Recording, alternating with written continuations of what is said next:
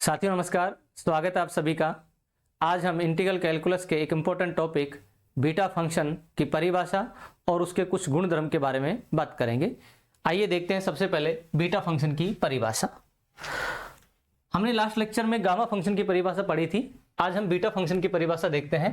हमारे पास कोई दो नंबर है m और n जो कि 0 से बड़े नंबर है, तो उस स्थिति में एक डेफिनेट इंटीग्रल है हमारे पास, integration 0 to 1 x raise to power m minus 1 minus x raise to power n minus 1 into d x. ये जो डेफिनेट इंटीग्रल है, अगर इसको आप देखो इंटीग्रेशन किसके रेस्पेक्ट में हो रहा है, x के रेस्पेक्ट में, तो लिमिट किसकी है, x की लिमिट है। ये जो इंटीग्रेशन है पूरा डिपेंड किसके ऊपर कर रहा है, m और n के ऊपर। तो इससे जो इंटीग्रेशन है उसको हम डिनोट कर रहे हैं किससे, बीटा m कोमा n। और इसको रीड कैसे करते हैं, the function of A the beta function of a beta function of a m and a n। ये दो वेरिएबल का फंक्शन है, m और n का फंक्शन है। यहां पर देखो ये भी एक पोलिनोमियल फंक्शन है और 1 माइनस एक्स भी एक पोलिनोमियल फंक्शन है।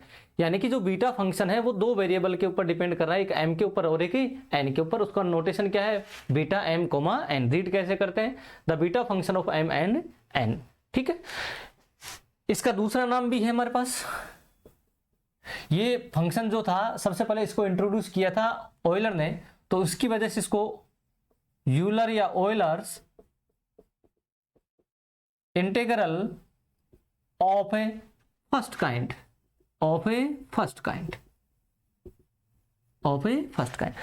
देखो लास्ट लेक्चर में हमने इंपॉर्टेंट जो फंक्शन था गामा फंक्शन को देखा था, वो एक वेरिएबल पर डिपेंड कर रहा था।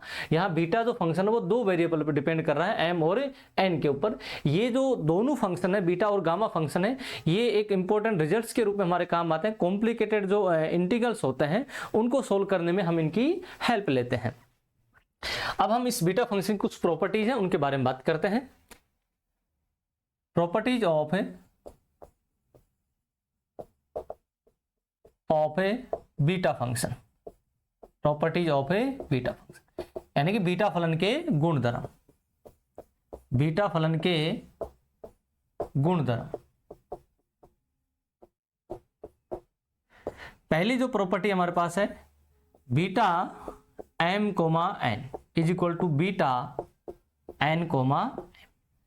यानी कि जो हमारे पास वेरिएबल है m और n, उन दोनों को आप इंटरचेंज करते हो, ऑर्डर उनका इंटरचेंज करते हो, तो उस स्थिति में इस फलन के मान में कोई परिवर्तन नहीं होता। यानी कि आप ऐसे भी कह सकते हो कि जो बीटा फंक्शन है वेरिएबल m और n के रेस्पेक्ट में कैसा है, सिमेट्रिक फंक्शन है। यानी कि कौन सी प्रॉपर्टी है, symmetric property,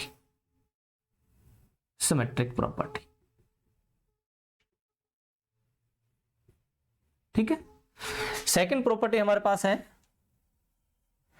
beta m comma n is equal to integration 0 to infinity x raise to power m minus 1 plus x raise to power m plus n dx। या इसी को क्या लिख सकते हैं, integration 0 to infinity x raise to power n minus 1 plus x raise to power m plus n into dx, m plus n into dx।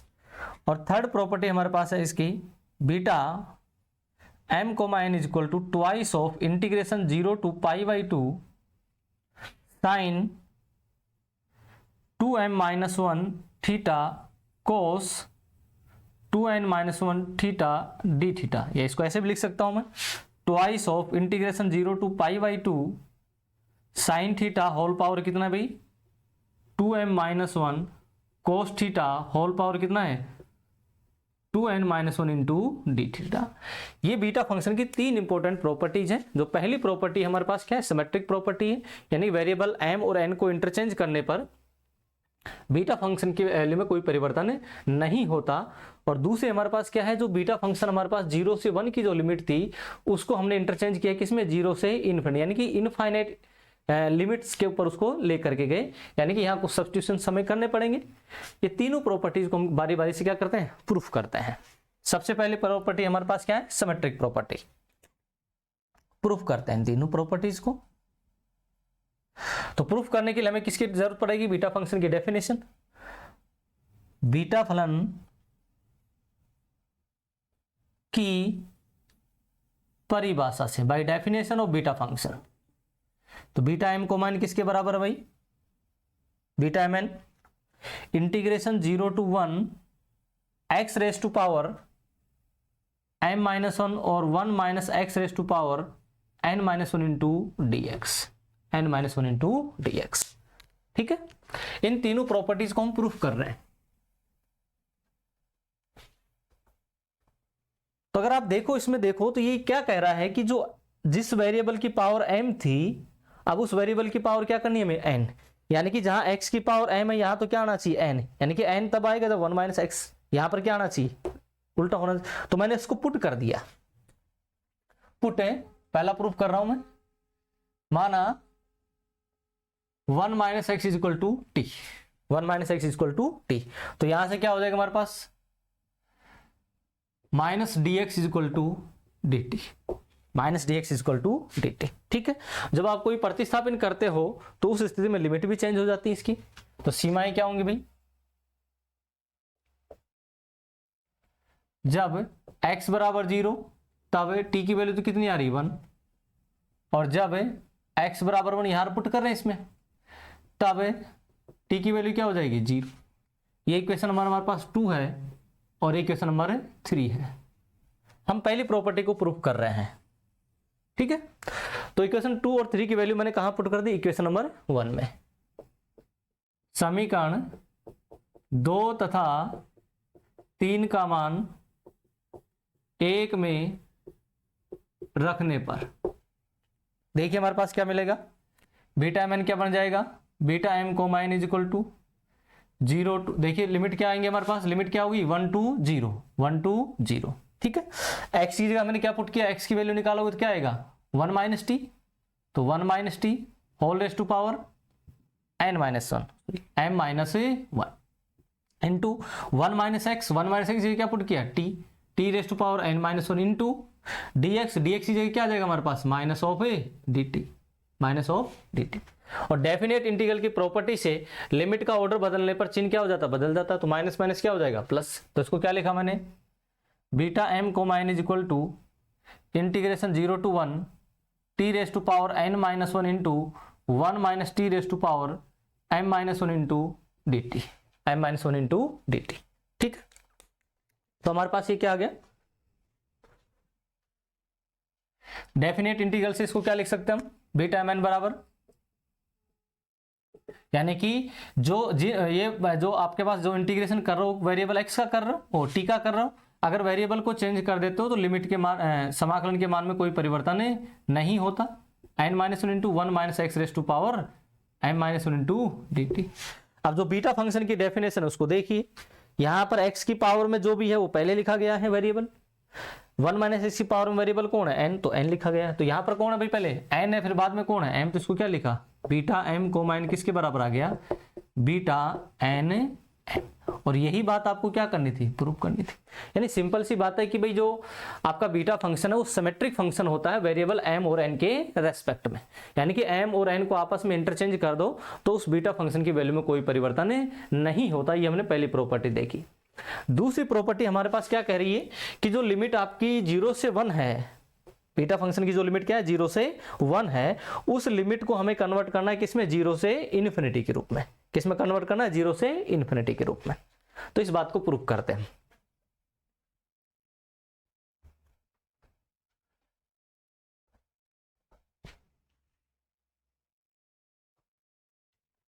Symmetric property हमने proof कर दी। अब हम सेकंड प्रूफ कर रहे हैं कि बीटा एम एन की value किसके बराबर, integration 0 to infinity x raise to power m-1 divided 1 plus x raise to power m plus n into dx। देखिए अगर आप इसको देखो डेफिनेशन को, बीटा फंक्शन की डेफिनेशन को, तो यहां से आपको पता चल रहा है कि भाई जो डिनोमिनेटर है, ये जो प्रूफ करना है, डिनोमिनेटर उसमें क्या आना चाहिए, 1 प्लस एक्स आना चाहिए।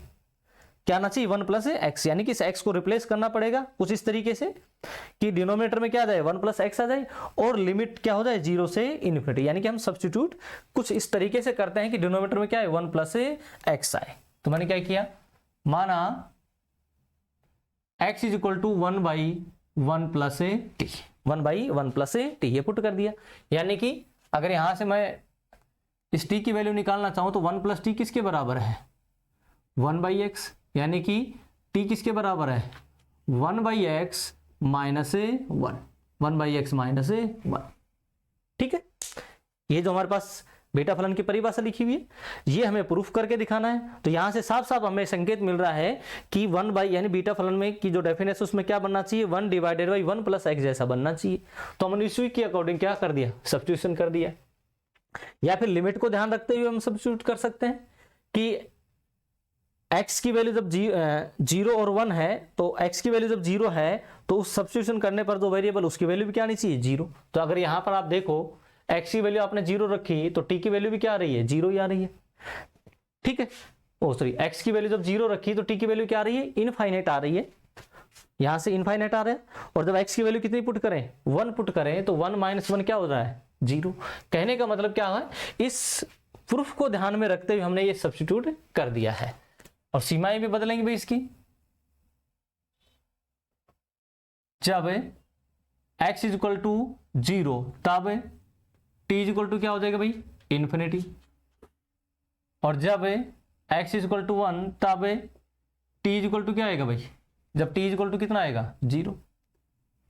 ठीक है, यहीं पर अगर मैं dx निकालना चाहूं dt निकालना चाहूं तो किसके बराबर होगा, या dx निकालना चाहूं किसके बराबर होगा dx = यहां से -1/1 + t whole square into dt whole square into dt।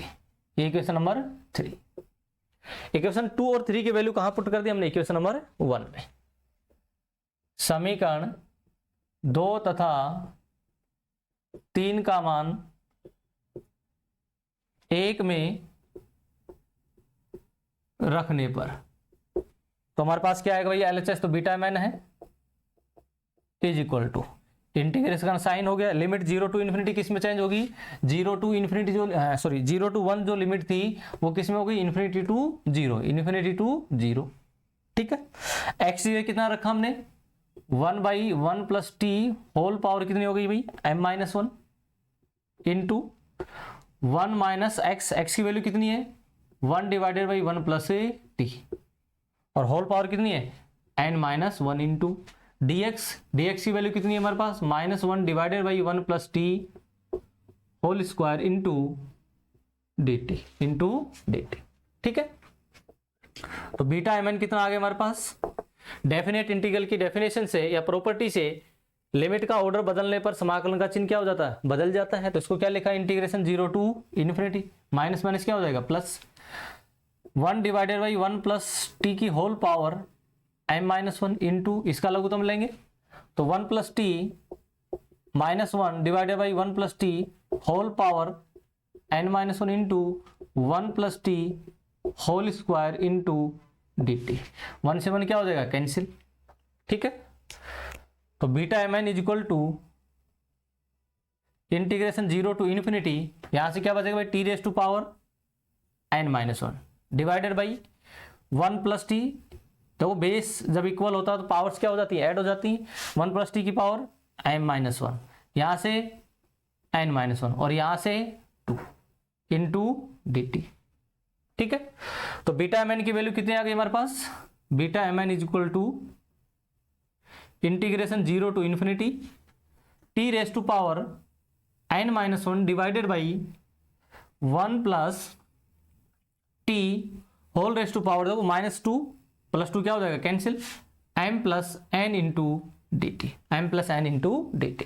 और डेफिनेट इंटीग्रल की जो प्रॉपर्टी है कि समाकलन की सीमाओं को बिना बदले वेरिएबल को बदलने पर समाकलन के मान में कोई परिवर्तन नहीं होता है। तो उसको क्या लिख दिया मैंने beta mn = 0 to ∞ x⁻n-1 divided by 1 + x⁻m + n into dx m+n into dx। और जस्ट हमने अभी पहली प्रॉपर्टी देखी कि m और n को आपस में इंटरचेंज करने पर बीटा फलन के मान में कोई परिवर्तन नहीं होता। तो इसको आप ये भी लिख सकते हो 0 to ∞ x⁻m-1 1 + x⁻m+n into dx m+n into dx। यही हमारी सेकेंड प्रॉपर्टी थी। ठीक है, यानी कि सेकंड प्रॉपर्टी को प्रूफ करने में हमें ये ध्यान रखना जरूरी था कि जब इसको सोल्व करो यानी प्रूफ करो तो उसके बटे में क्या आना चाहिए, 1 + x जैसी टर्म आनी चाहिए। तो हमने इसी को ध्यान में रखते हुए सब्स्टिट्यूट किया है। नेक्स्ट वो जो प्रॉपर्टी हमारे पास, उसमें साफ साफ पता चल रहा है क्या आना चाहिए, साइन और थीटा आना चाहिए। तो यानी कि यहाँ पर क्या साइन की टर्म आनी चाहिए और यहाँ पर किसकी टर्म आनी चाहिए, कोस की टर्म आनी चाहिए। इसको प्रूफ करके देखते हैं।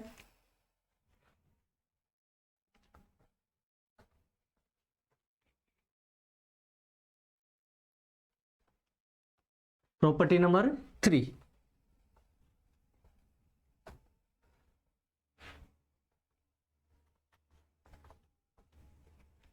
ठीक है। प्रॉपर्टी नंबर 3 क्या है, देखो साइन थीटा की एंट्री हो रही है और कोस थीटा की एंट्री हो रही है, ठीक है। यानी कि यहाँ एक्स की वैल्यू पुट करनी पड़ेगी साइन और कोस थीटा के रूप में। तो प्रॉपर्टी 3 को प्रूव कर रहे हैं हम। माना x = साइन स्क्वायर थीटा। अब साइन स्क्वायर थीटा क्यों माना, क्योंकि अगर आप देख रहे हो x की पावर, x की जगह साइन थीटा लिखोगे तो m-1 आएगा, लेकिन पावर में क्या है 2m-1। तो यानी इसी पावर को ध्यान में रखते हुए हमने क्या प्रूव किया, x = sign square theta put कर दिया। यानी कि यहां से अगर dx निकालना चाहूं तो dx कितना आएगा भाई, 2 sine theta cos theta into d theta, cos theta into d theta. जब आप प्रतिस्थापित करते हो तो लिमिट्स भी बदलती हैं, तो सीमाएं भी बदलेंगी भाई आपकी। सीमाएं पहले किसके ऊपर लगी हुई थी, इक्वेशन नंबर 1 में x के ऊपर। हम उसी को चेंज किसमें कर रहे हैं, थीटा के लिए। तो जब x बराबर क्या है भाई 0, तब यहां रखेंगे, देखो 0 बराबर क्या है साइन स्क्वायर थीटा। साइन से पूछोगे भैया आपका मान 0 कब होता है, तो बताएगा वो कि थीटा की वैल्यू जब 0 हो तो साइन की वैल्यू भी क्या है 0। और जब x की वैल्यू कितनी है भाई 1, तब साइन स्क्वायर थीटा का वैल्यू क्या है 1 कब होता है भाई, जब थीटा की वैल्यू कितनी हो π/2। यानी कि आपने x = sign square theta put किया और उसी के अकॉर्डिंग आपकी लिमिट्स भी क्या हो गई, चेंज हो गई। आपने इक्वेशन 2 और 3 की वैल्यू कहां पुट कर देंगे, इक्वेशन नंबर 1 में पुट कर देंगे। समीकरण 2 तथा 3 का मान 1 में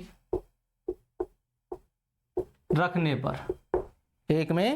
पर, तो β-mn किसके बराबर आएगा भाई, β-mn = 0 से लिमिट क्या हो गई, 0 से 1 थी वो किस में हो गई, 0 से π/2 में, 0 से π/2 इंटू x ये क्या रखा भाई sine square theta whole power कितनी है m-1 into 1 minus sine square theta whole power कितनी है n-1 इंटू dx की जगह क्या रखा हमने 2 साइन थीटा कोस थीटा और डी थीटा। वैल्यूज पुट कर दिया आपने आसानी से, ठीक है। 1 माइनस साइन स्क्वायर थीटा, ये रिजल्ट जानते हो आप, कोस square theta plus sign square theta की वैल्यू कितनी होती है 1, ठीक है। तो 1 माइनस साइन स्क्वायर थीटा किसके बराबर हो जाएगा, कोस स्क्वायर थीटा के। तो β-mn कितना है हमारे पास, 2 कॉन्स्टेंट हमने बाहर कर दिया, इंटीग्रेशन 0 से π/2 साइन थीटा की होल पावर कितनी आ गई 2m-2 इंटू ये क्या बनेगा भाई cos square theta whole power कितनी है n-1 into sine theta cos theta और डी थीटा, ठीक है। जब बेस इक्वल होता है तो पावर्स क्या हो जाती है, ऐड हो जाती है। तो β-mn किसके बराबर आया हमारे पास, 2 0 से π/2 साइन थीटा की होल पावर कितनी है 2m-2 और यहां से एक पावर आएगी कितनी है 1 इंटू कोस थीटा की होल पावर कितनी है 2n-2 और यहां से एक पावर आएगी कितनी है 1 इंटू डी थीटा। तो β-mn किसके बराबर आ गया हमारे पास 2 0 से π/2 sine theta whole power 2m-1 into cos theta whole power 2n-1 into d theta, 2n-1 into d theta. ये बीटा फंक्शन की थर्ड प्रॉपर्टी है। तीनों प्रॉपर्टीज को हमने बारी बारी से प्रूफ करके देखा, बड़ी सिंपल प्रॉपर्टी है तीनों। पहली जो प्रॉपर्टी है बीटा फंक्शन की वो कह रही कि वेरिएबल को चेंज करने पर, यानी कि वेरिएबल की पोजीशन चेंज करने पर, उनको आपस में प्रतिस्थापित करने पर m के स्थान पर n या n के स्थान पर m, ऐसा करने पर बीटा फंक्शन के मान में कोई परिवर्तन नहीं होता। इसका मतलब वो जो पहली प्रॉपर्टी है वो कौन सी प्रॉपर्टी है, सिमेट्रिक प्रॉपर्टी है। और दो प्रॉपर्टी हमने और देखी कि β-mn को इनफाइनाइट इंटीग्रल के रूप में भी आपने लिखा। बीटा में किसके बराबर लिखा, इंटीग्रेशन 0 टू इन्फिनिटी x की पावर m-1 लिखूँ या n-1 plus x raise to power m plus n into dx। और थर्ड प्रॉपर्टी हमने प्रूफ की कि बीटा में की वैल्यू इसके बराबर होती है।